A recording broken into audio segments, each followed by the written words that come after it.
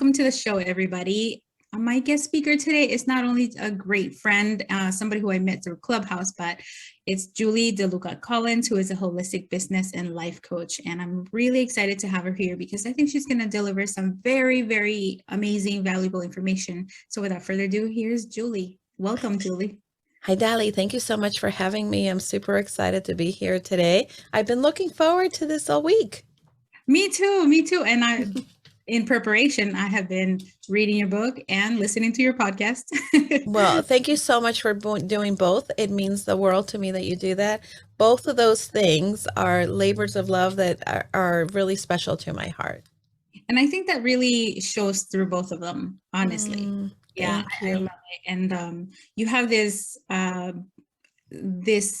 energy in your voice that I love. It's calming, it's like a warm hug, and it's fun at the same time.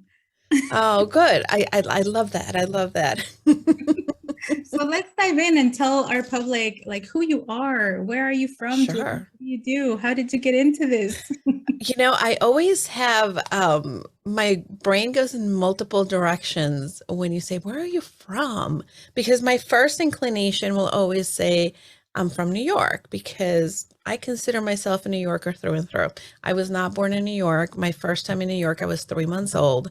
My dad is from New York, and he was born in Manhattan. And although I wasn't born there, I was born in El Salvador. My first recollections are really of always being New Yorker, visiting my family, wanting to live in New York. After living El Salvador because of the war, we moved to Miami because my dad at that point had moved his family, only my grandmother was left in New York and my cousins and whatnot. But we lived in Miami, and then I went to school in the DC metro area. And then I moved to New York. Oh, wow. And I love New York, and I worked in New York for many years. And then I married my husband, #handsome hot husband. And I am now in Vernon, Connecticut, which is a suburb of DC. But I'd love to believe that I am someone that has a little bit of everything and a piece of everywhere inside me. Because even as a Salvadorian, or half Salvadorian rather, there's a piece of Salvadorian in me that has a lot of pride for that little country. And there's a little piece of the person that loves DC and the high pace of the government work. But now Connecticut is home, and that's where I'm from today. And I have definitely planted myself here. I have some great relationships and friends, and my husband's family is huge, and they're so loving and accepting of me. Oh, wow. That's really awesome. I like that you had those different experiences living in different areas because it's really eye-opening. And I think it puts a little more spice into your story about like, hey, where are you from? Yeah, and again, maybe I should say, well, I'm from Miami, but I'm really not. And I'm from El Salvador, but I'm really not. And I want to say I'm from New York, but I guess I'm not. So, yeah, that's me. Yeah. A little bit of everything. I would like to say you're from all of those places, because you had those experiences there and you've been there, you lived there, you didn't just go visit. But so tell me, how did you get into this holistic business and life coaching field? Yeah, so the journey to that began because I was in a quest to lose weight, as many women have been. And at the same time, so I started working. I have a friend who had a membership for weight loss and accountability, and this is back in the early 2000s. And she was just great, super supportive. And then in about 2009, I went through a divorce. And at this point in my professional career, I was working in an educational company. I started my career as a teacher, but I was an executive with this company, and I was in charge and overseeing all of our expansion, business development, marketing, and operations. The company was small, but we wore many different hats and roles. And based on my experience, that's a lot of what I've had experience in other companies as an executive in another company. So I started working with a business coach. And then I started working with my friend. She went through coaching certification, and all of a sudden the way that she was able to support us was like incredible. And then I thought, I want to be a coach, and but I didn't know, and I didn't know how or what, or I just kind of went about. And finally, I think it was 2014, after my dad died. I needed to really process that because we were very close, and I decided, you know what, I'm going to take some courses in cognitive behavioral technique coaching and holistic coaching because I want to be able to process this. And I've been to therapy, and I highly recommend that anybody should do therapy at one point in your life. And that's how I started my journey as becoming a certified coach, but never with the intention that I was going to coach other people other than me. And even now, I tell people that I am my best client. The reason that I have the coaching certifications that I have is because I want to learn more on how to become a better person. In turn, that allows me to be able to help others. Fast forward through the pandemic, my company, educational company, was hit very hard, of course. We worked with New York City Public Schools. We had several contracts with them. And of course, that came to a standstill. And in order for the company to continue to survive and thrive, which is really what I wanted, we needed to separate. And they offered me a separation package. And at that point, I thought, I always thought at some point I would help other women. And maybe this is the time. And I decided, I'm just going to take the leap and jump and start my own business. I will do some consulting. I will do this. And I think that it was still kind of like a little murky as to what specifically. But then it started to come together. But I had that certainty that I wanted to help other women. I wanted to use my coaching skills. And that was kind of coming together. So in the very beginning of my quote unquote business, if you needed coaching for weight loss, or if you needed coaching for confidence, or if you needed coaching for whatever, I'm like, sure, I could do that. Oh, sure, I'll help you. I help many of my friends' daughters or sons with career coaching. Again, as an executive, you can give a unbiased perspective on what people are looking when they hired, but some of that, it didn't really 100% fit. It was sort of like, I was trying to find the right shoe that would fit comfortably. And it was finally in November of 2020 when I thought, this is so silly. Like, what do I do best? And that is, I'm a great person when it comes to business strategy. I have grown businesses to multi-million dollars, and I'm really good at that. And there are women who have really important dreams, and not to say that men don't, but women who, again, and by virtue of who we are as women, we tend to put ourselves last. We tend to not believe that we can. We also haven't had that much representation where we have seen others do a lot of that. And even in my corporate climb, when I got to my last role in the executive suite as Chief Innovation Officer, there's not a lot of women in those roles. So I had a lot of male mentors.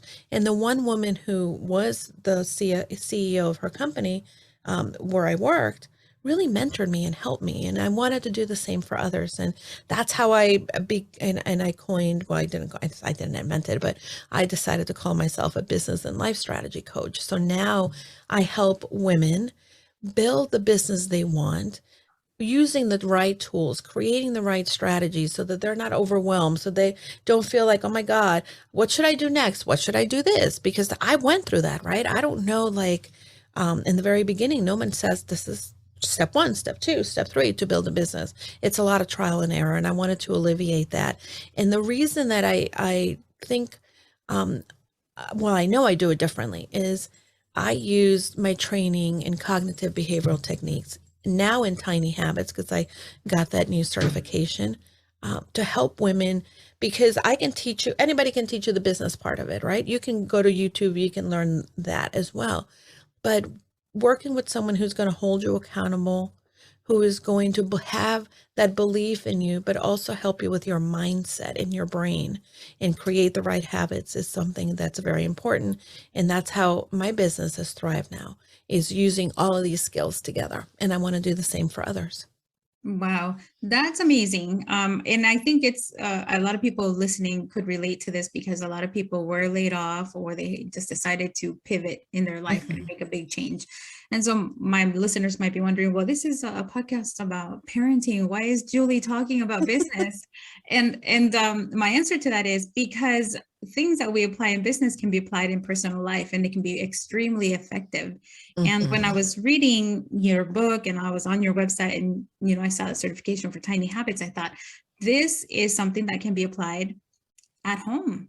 Because if you think about it, like a lot of people think, oh, I'm just doing the PTA stuff. It's just a mom thing or it's just a parent thing. I'm like, no, that's actually running a business. And people don't see it. I mean, I remember the first time I found out that the operating expenses for one school year was like $250,000 at these a board of say 5 parent leaders a PTA run. And then they're using all of their skills from home, from personal, like personal finance, networking, collaborating, reaching out to other people. So I'm like, come on, let's talk about these 5 tiny habits. Oh, actually, before I move on, there's something that you said. I think you said 2014 is when you stopped working for that company, right? No, 2020. Oh, 2020. Okay. 2014 is when my dad passed. Okay. And that's when you had that idea of wanting to start something different. And so you said also that it was pretty murky, for a while. Yeah. And I want to make sure that people hear that because from 2014 to 2020, right? Is how I guess you could call it like an exploration phase. For sure. I knew, in 2014, I'd received 2 promotions between 2014 and three promotions. I went from National Executive Director to VP to Chief Innovation Officer. So there's 3 promotions, but I knew that and listen, I was very good at what I did. I'm going to toot my own horn. A lot of women don't do this, and I want women to learn that. Yes. Give yourself credit. I wasn't perfect, but I also did really good work, and I was good because I'd been in the industry for a long time. But I think that I also knew that there was something missing and something, I've always had a side hustle here and there, but I wasn't sure what that was going to look like as far as having a business, not having a business. And that's really one of the things that I'm hoping people can get, that there'll be a tug at your heart for something. And typically our brains, we have this inner judge that will say, oh, no, why would you do that? Or, oh, who do you think you are? Like, we all have this judge. It speaks differently to all of us. But that was what was happening for me. Oh, what will people think? You have a corporate career. Now you want to have this other thing. And there's all that murky water that sometimes you have to just navigate through and go through. Yeah. And I wanted to make sure that we highlight that part because some people allow the fact that they're in murky water to be the thing that reinforces that doubt. And they say, oh no, this is not right. It's still murky. It's just not, it's wrong. They quit. Right. Yeah, absolutely. And, I think of an example, and I love analogies because I think that they're easy to kind of visualize. So if you think about, I don't know if you've been to in Florida, they have a lot of the mangroves and you have these little canals of mangroves. And as I've been paddleboarding with my nephew, my brother-in-law and niece. And as you go through some of these little channels, the water is very stagnant and is very murky and covered with roots. And sometimes you can't even see to the bottom because there's, the yuck in there, right? And in the murkiness is because it's stagnant. But as you navigate out of it and get closer to where the current is flowing, then the water begins to open up and the water is clearer. And then you have, when you come out of these little mangrove things with the trees and you're kind of ducking down too, so you don't get hit in the head with a branch, and you come out and then all of a sudden you see the ocean. You're like, Oh, look at this. There's a lot of possibilities. So when you find yourself stuck, when you find yourself in the middle of the muck, know that that's not where you should stay or could stay or need to stay. And just ask, what is the next best thing? And keep moving forward. It may not seem like you see the end in sight yet, but it does come. And there's so much more possibilities for you there. And the water then is clearer. I love that analogy. That is so well explained. So let's talk about these 5 tiny habits and how Yeah. parents can use them along with their children. Well, I'm going to tell you, tiny habits is one of my favorite things. Tiny habits, it comes from, it was in the inception of tiny habits came from Dr. BJ Fogg. Dr. Fogg, he is the founder of the Stanford University Behavior Lab. And he wrote this book, and he has done research on habits, behavior, design, and behavior design is what creates habits. Now, most of us are familiar with lots of other books about habits, which are great. But what is missing is some of the real academic research behind it. So Dr. Fogg wrote this book, and what he found is that in all of the research that he has done is that the habits that actually take hold, that our brain is then able to create, are the habits that are small. When we decide on January 1st that we're going to go to the gym and we've never set foot in the gym before, the likelihood that our motivation will carry us through is pretty bad. Motivation stops, right? Because all the things come up. So the best way to create behavior is to create something that is so minuscule, so tiny, that then you just do it. It becomes very automatic. Dr. Fogg also talks about how, there's no such thing as 21 days, 60 days, whatever amount of time to create a habit. So I want your parents and your listeners to really put that into perspective. When they say, oh, I'm going to start a habit of eating healthy, I'm going to do it for 21 days. No, your brain's not going to do it. Your brain is already programmed with other programming, right? And there's no way to delete that programming. What you need to do is you need to create new programming. So the way the Tiny Habits works is that you create a recipe. First, you have to have an aspiration, something that you want to do. So for instance, your aspiration could be that you want to stop snoozing in the morning so that your mornings are not they're not so crazy trying to get out of the house to go to school and get everybody out of the house. Maybe your aspiration, or rather your aspiration is not to be late. That's your aspiration. But what is going to be the behavior behind that, right?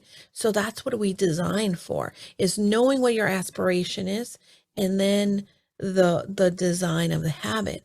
And the way that we design a habit is like you create a recipe. Just like you follow a recipe for cooking at times, then a habit is something that you can create a recipe. And this is what we call tiny habit recipes. And the way that it is you find a moment in your already established behavior. So for me, I'm going to share one of my most popular habits. And that is that I want to drink more water every day. Now, I have a bottle, and it's about this big. It's 100 and some ounces of water. But obviously, sometimes when I fill the water and I look at it, I'm like, oh, okay, I'll drink it. I don't know, maybe. Okay, and you go back and forth, right? However, what I do is my design is when I let my dogs out in the morning, because I have to let them out in the morning, then the first thing that I do is I then fill my water bottle. That's all I do. And that's the habit, that's my tiny behavior that I'm trying to automate. So my anchor moment is when I let my dogs out, that's the back door is right next to the sink. So I just fill my water bottle and then guess what? I celebrate. So there's 3 points. You find that anchor moment, you do the behavior, and then you celebrate. And when you celebrate, That celebration part is what in Tiny Habits we call shine. Your brain loves that. When your brain feels good, your brain changes.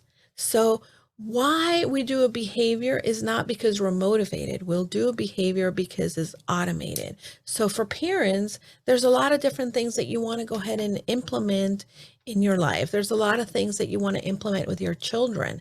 And it's very important that you find the different anchor moments of the things that you're doing and create a tiny behavior. Because guess what? At the end of the day, I had never beat myself up for drinking or not drinking my water because my behavior is always that I'm going to fill my water bottle, right? And it's like, oh, I filled my water bottle. Good for me. I am always successful at my water habit.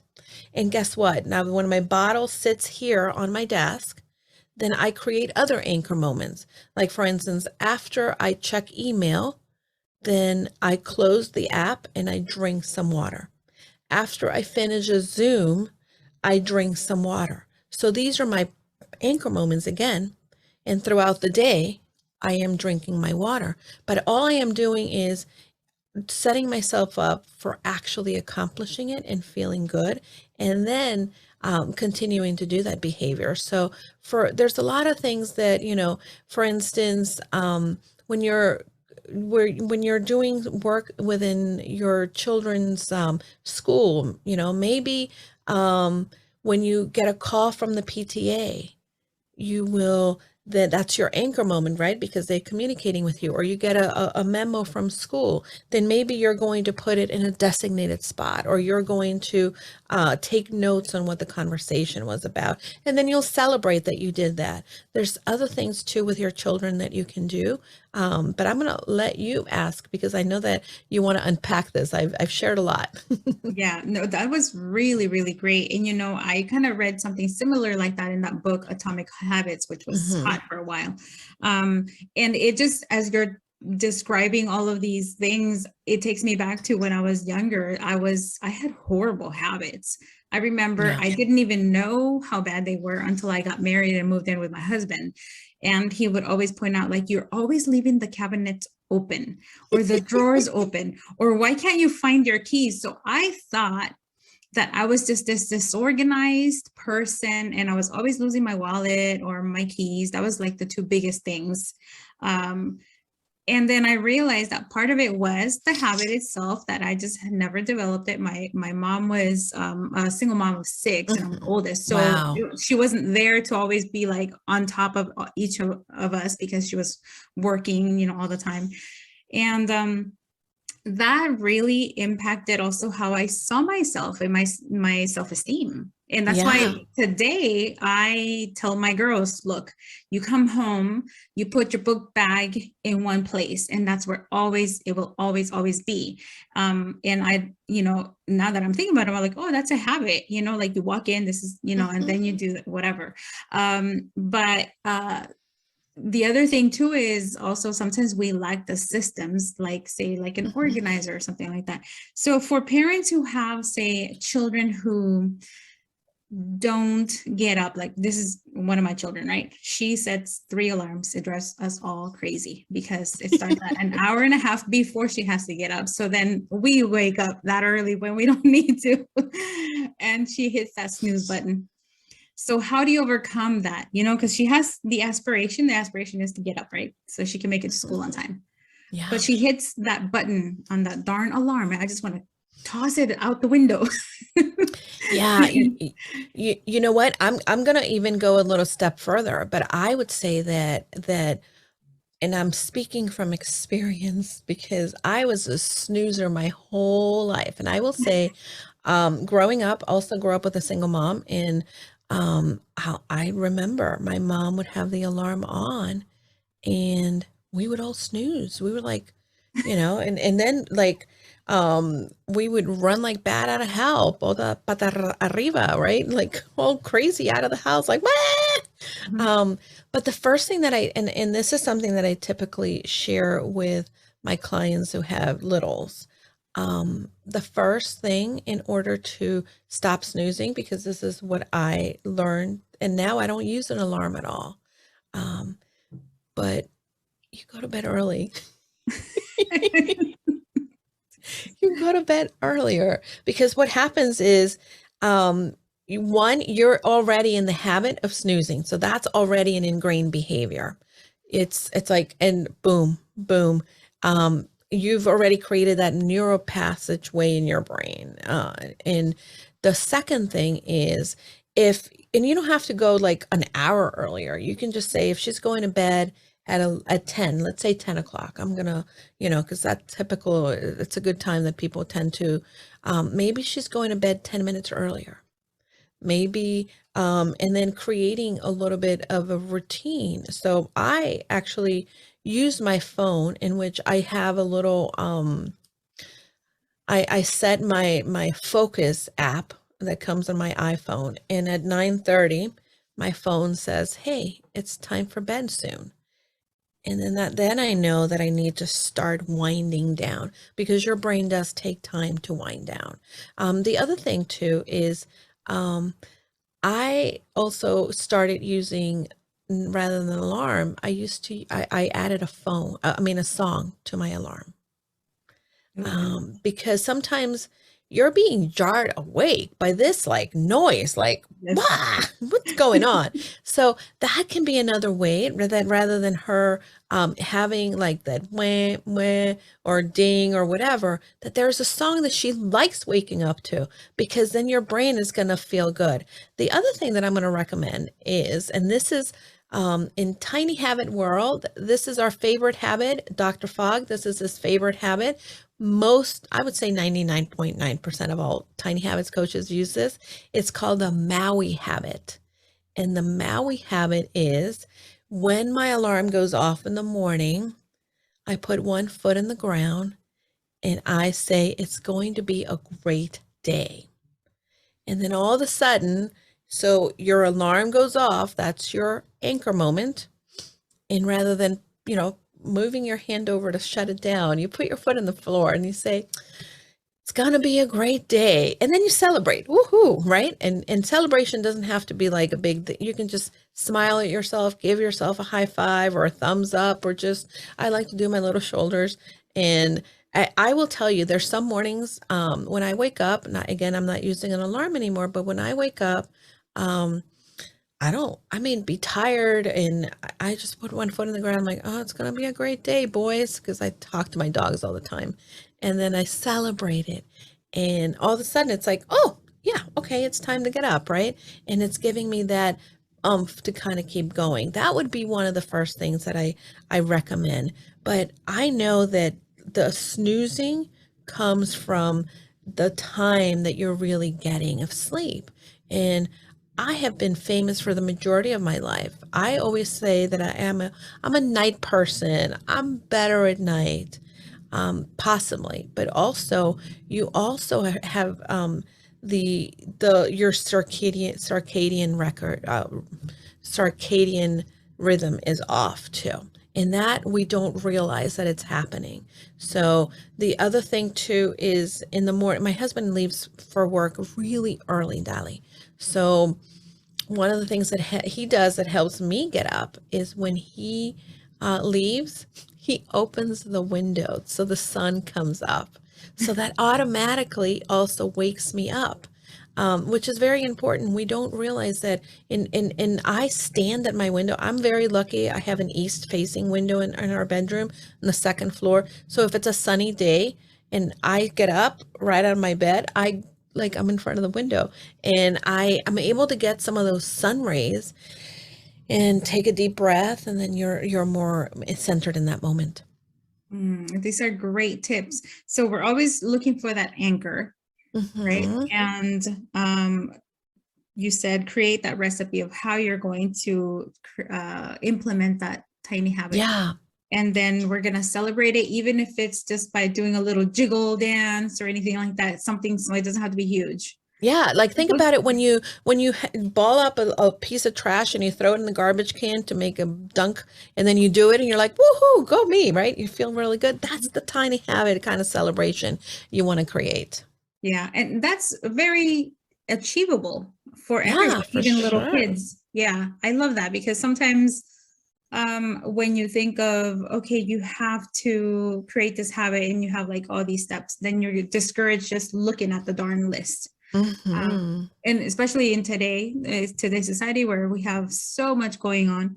So for, say, for parents who have that child that's just maybe what you were saying, I'm just more active at night, Mm-hmm. how do you help children like that have convinced themselves, I'm just not that good, I just don't have it in me, I have to do it this way? How can parents gently, I guess, direct them the other direction so that they get away from that mentality? Because in a sense, that's kind of negative thinking.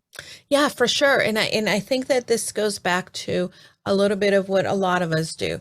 Our brain is programmed to be negative. Our brain is programmed to definitely not focus on the good or the happy or the positive. So it is very important to not say, I can't go to bed early, or I can't fill in the blank. The most important thing is asking the right question, because our brain does work, although it's negative, it does work like a computer. So if you're asking the right question, you're going to start to get the right answer. So when you tell yourself, I can't go to bed early, which I used to say to me all the time, oh, I can't go to bed early. It's silly. Like, are you kidding me? Um, and I started to ask, how can I make myself go to bed early? Or how can I ask my child to fill in the blank? And then your brain will start to come up with really creative solutions, right? So, in the Tiny Habits world, and I can definitely send you this because this is for everybody to consume. We have these Tiny Habit panels, and we had a group of parenting experts that were on this panel. And one of the things that they talk about is you got to remember that children learn by the example and not necessarily by the words. And the other thing is that if they see you with implementing certain things, they'll want to model that behavior. So if your child is struggling to go to bed early, if your child is the one's like, oh, I don't feel like it, I really am, better, I got to do my homework late at night.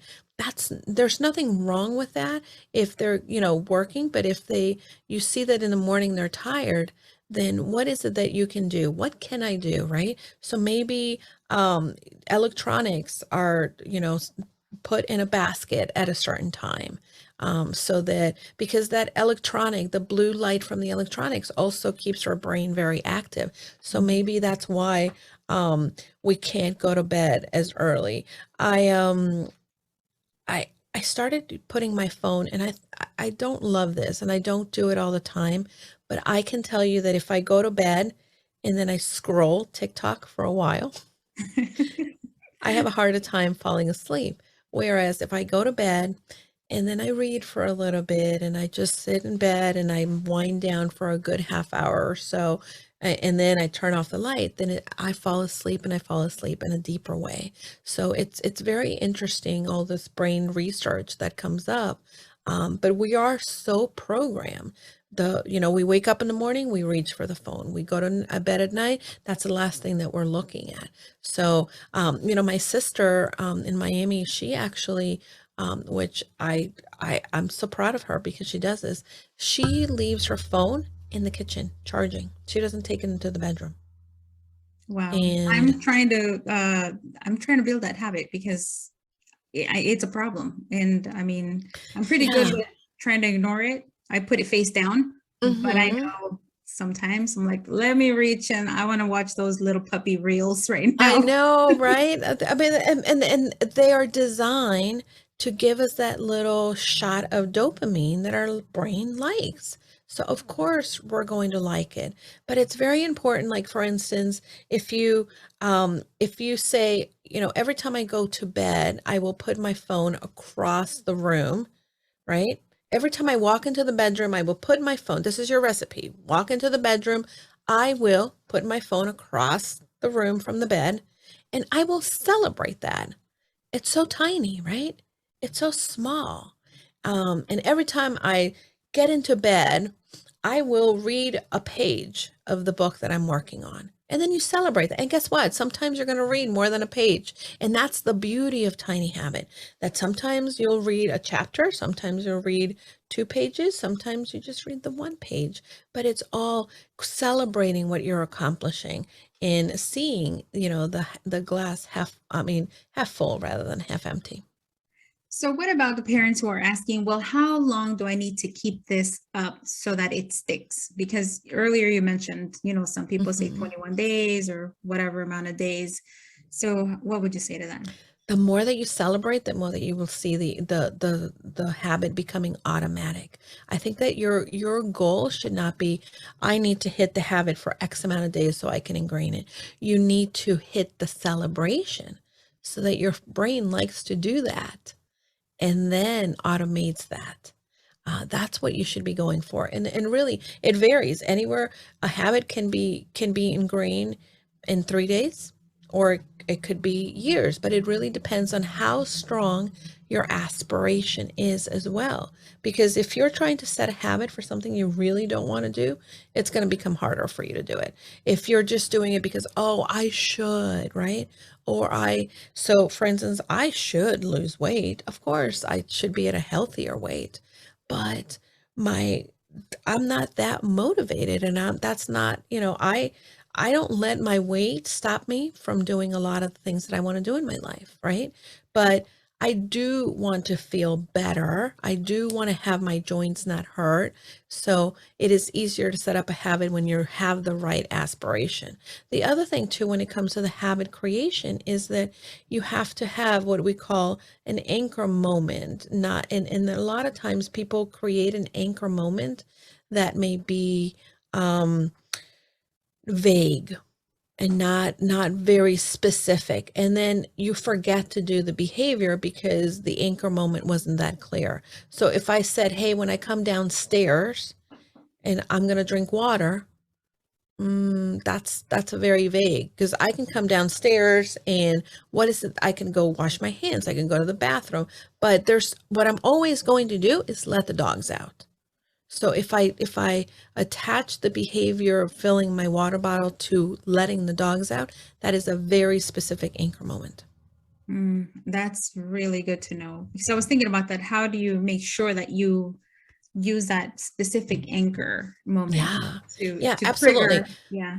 And, so for instance, if you think of, let's talk about another habit that's very popular for parents and we teach in the Tiny Habits Academy, is after I see my child making inappropriate faces, right? Or, there's all those moments for parents that your child will like roll their eyes or like, whatever, right? Here's the habit, right? Okay, I know this is going to be controversial. After I see my child fill in the blank doing the behavior you don't like, you drives you crazy, I will turn my back and ignore their behavior. That's the habit. Because what happens is, if you go into like thinking about, oh my God, there they go again. And you start yelling and engaging, then you're creating more of the behavior you don't want, right? Well, if you're ignoring them, then one, you're not being bothered by it, but two, they're not having the reaction to poke your bear as well. And then they're like, oh, this is not working. So that's one of the habits that that particular habit is actually something from Christina O'Halloran, who is the coordinator at the Stanford Developmental Behavior Pediatrics. And that's one of the habits that she teaches. Also after I see my child playing inappropriate with a friend, I will, or playing appropriate, I will say, hey, great job playing nicely. Just little things like that really reinforce the behavior we want in children. And I think that the other thing is that we can focus on what we don't want, but really, like we talked about, right? The more that we focus on what we don't want, that's the more we get, because we begin to see it everywhere, right? Like you're thinking of buying a red car, then all of a sudden you're driving down the road and you're going to see red cars everywhere because your brain starts to really hyper focus on those things. So find the things that you want to grow, right? You want to grow in love. You want to grow in admiration, in pride for your children. You want to feel good about your children. So if you think about it, there's going to be things that your children do that annoy you, that drive you crazy, that, oh my gosh, where is this coming from, right? But if you find that moment, right, and that is your anchor moment when they're doing the thing you don't like them to do, and then you say, I will reflect on something that has made me proud of my child, Mhm. right? Yeah. It's like all of a sudden you create this moment in which it could have been like scaling out of control, where all of a sudden you are finding more peace as a parent, but you are also showing your child that there's tolerance, there's acceptance, right?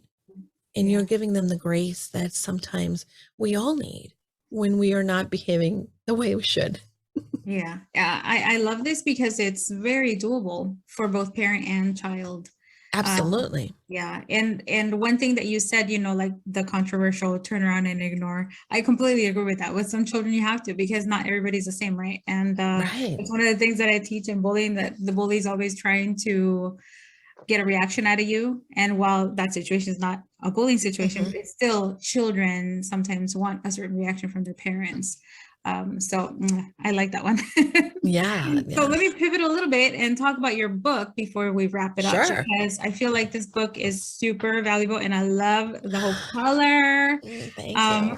the stories, especially I was reading the story of your mom. That's definitely, people read that part, don't miss it. Mm, Because I can tell that you put so much heart and passion into this book, and it's a really easy read. So for the parent thank you. listening, what can you tell parents listening about your book? Well, one of the things that I wanted to do is really be able to share the stories, number one, of the amazing individuals, that my grandmother, my mom, my aunt, my late boss, women who just were definitely not perfect, but really impacted me. And now what I am and who I am and what I do is really a reflection of the teachings that they gave me. And if I impact anybody else's life, it's not because of who I am, it is because of who I was made by. And this is the thing that I want others to take away. Yes, I would love for you to read my book and learn about these amazing individuals, but I also want to take away that you too have that power. You too have the power to change the lives of the others around you, your children. If you're a teacher, the students that you teach, your community, the community, piece is so important. We all are a reflection of those people that have poured into us, and I wrote the book because sometimes, I was very fortunate to have had some wonderful people believe in me, help me, support me, teach me, guide me. And we all have these people, but there's lessons that I know that have worked for me in my life and what I'm trying to do and have come from those people. So read the book, hear about these amazing individuals, but also go and find the amazing individuals in your life that have impacted you. Focus on those because, again, we tend to think our brain, that's how it's going to go. Um, oh, but I had such a terrible upbringing and I got yelled at. And yes, I got yelled at too, but focus on the beauty of the person that you've become and the strength that you have because of the experiences. I've had great experiences, but I've also had not so great experiences throughout my life, but those things have shaped me. Yeah. I'm so glad that you pointed that out, because you can have, say, a family experience the same thing in one Mhm. household, and then the children say, like, actually, Tony Robbins comes to mind because he grew up Yeah. with an alcoholic mother. And I Mhm. remember him saying, two totally different outcomes from him, between him and his brother. Mhm. Tony Robbins decided to do what he does now, motivate millions and millions of people, and his brother didn't do so well. Yeah. Went down a negative pathway. Mhm. Um, and it's important to take control of that mindset. And if we have Indeed. to, yeah, if we have to form these tiny habits, to always tell ourselves something positive during a negative situation, then do that. Or if it's a podcast or turning to a book or something like that. So thank you so much for sharing about this. And by the way, you also have a podcast. Where can people find your podcast? Sure. My podcast can be found in any of the podcasting platforms. It is called Casa, the Confidence pod. And if you go to casadeconfidencepod.com, that's the website, and you can download the episodes from there. But if you have Apple or Spotify, Google, Stitcher, you name it, we're on all the platforms. So Casa de Confidence, and you can also Google Julie DeLuca Collins and it will come up. There we go. And before we go, I want to do a fun roundup of more personal questions. Go for it. Okay, so you mentioned that you are Salvadoreña. You were born in El Salvador. So for people who don't know anything about El Salvador, what would be one thing you'd want them to know about? One thing that I would want people to know is that El Salvador is filled with amazing, kind, hardworking people, and that they have such pride in that beautiful country that it is probably much more fun to visit than a lot of other countries that you probably have heard of, and you've heard probably the negative of El Salvador, but El Salvador is coming back, and there's a wonderful renaissance to the country. And go and visit, and you can have a grand old time. Yeah, and you were just there not long ago. I was there in January. I can't wait to go back. So we had a fun time. All right, what would you tell people to try out of all the traditional Salvadoreño foods? Which one would you recommend the most? Well, I certainly, I'm a big fan of pupusas. For my birthday. I mean, that's the staple, and you have to try them. My birthday last week, Dana's like, where you want to go? And he's thinking we're going to go to like fancy restaurant. I'm like, can we get pupusas? And he's like, really? That's what you want? I'm like, yeah. So try the pupusas. They're really good. They're super yummy. And that's the heart and soul of the country. Yeah. Tell people what they're made of. So it's corn. It's a corn like tortilla, but it's not like what you think of your Mexican tortilla that is very, very thin. It's a little thicker. They're cousins to the Colombian arepas, but inside you can have rice and or not rice. There's pupusas made out of rice, but you can have chicharrón, which is pork, or you can have beans, or you can have cheese, or you can have mix. And then what they do is they make a ball with the corn masa, and then they put the thing in the middle, and then they wrap it up, and then they flatten it up, and they put it in the skillet or the comal or whatever they're cooking them on, and then you fry it. So it's like this goodness, yummy, is gooey with the cheese, when you take a bite into it, and then you typically use it with, you eat it with a curtido, which is this like chopped cabbage that's marinated in vinegar and super yummy and a little spicy at times. So good, super good. And it's delicious and so filling. Yeah. Oh my God. Yeah. I'm going to have some more pupusas today after talking about them. Me too. All right. What is a childhood memory that you'd like to share with us? Something happy. My greatest childhood memory is at my grandmother's house. My grandmother owned a school, and we also lived in the school on the other side. And so we had this big basketball court that was in front of the house where the kids from the school would play. And my cousins lived across the basketball court. That's where their house was. And in the afternoons, the six of us, there were 3 Rivera Moran cousins and the 3 of us, DeLuca Rivera kids. And we had a little pandilla, which is, we're talking about the 70s people. So then, the connotations are a little different, but we would either ride our bikes round and round and round the basketball court, or we would skate. And we would just go in circles, and my grandmother would she was in a wheelchair, but she would sit at the window and watch us. And it was always such a fun memory of that being active and playing and I think back to my childhood in a way it was kind of magical because we lived in the school. So it was all these classrooms were empty and all these places and we just let our imagination, run wild. And every week I was either producing a play or a fashion show or we used to play royalty. I was never the queen or princess. I was always the prime minister because that one had the power. Um, and we would dress up and those are the fondest fun memories that I have of my childhood. Look at that. You could see your leadership even back then. I love it. Yeah, some people would call it bossiness, but it was always leadership skills. Yes, yes. And you know what? If it's bossiness, own it. Just, go with it. Make it a That's right.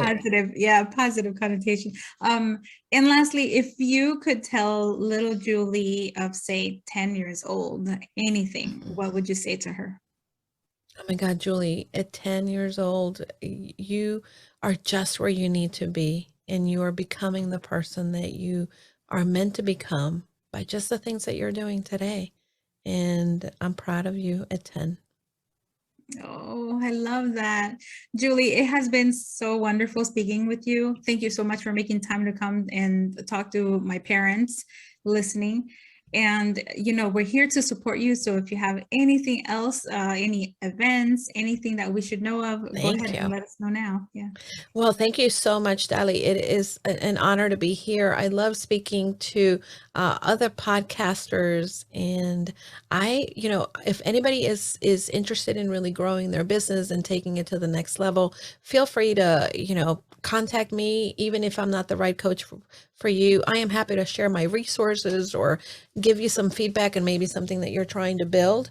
That is my favorite conversation to have. You don't have to be my client to talk to me and just ask me questions about maybe something that you're looking to get feedback on for your business or even for an event that you're planning. I love event planning. That's, certainly super fun for me. And I love connecting people with the right resources. So I am sure that I can come up with someone that may be the right fit for you or the right resource in whatever journey you're in. And the other thing that I would just say is if you want to be part of a great community in which you can be with like-minded individuals who are going confidently in the direction of their dreams and they're just trying to grow and thrive and connect and support each other, join me in the Confident You community on Facebook. Wow, Julie, thank you so much for having all those resources. And I can testify that Julie is the person who will connect you with others, and she'll sit there and think with you. It's like, okay, you have this problem, this challenge. Okay, let me think, how can you overcome it? And then you're like, pew, pew, pew, just throwing them out there. And it's so helpful. And thank you so much. It's been nice speaking with you today. You're welcome. It's so great to speak to you. And Dali, thank you again for having me. I hope you really enjoyed this conversation with Julie. Again, you can find her on Instagram and her handle is Julie_DeLuca Collins. And check out her book. It's really good. And her podcast is really fun. You're going to love it. And remember, build those tiny habits. Don't get too worked up about having to build up too many at once. Work on just one at a time with your child and do it together. That way it's a journey that you can both bond over and see the self-growth together. All right, everybody. Thank you so much for tuning in again to the Dali Talks podcast. Remember, if you have some time, give this podcast a review and share it with somebody else. All right, until next time. Hey, did you like that episode? If you did, be sure to subscribe to this podcast wherever you may be listening and write a review. If you want more tips or some behind-the-scenes videos, make sure to follow my mom at Dali Talks on Instagram. You can turn on notifications for her posts and stories as well. Thank you so much for listening to this podcast. See you next time.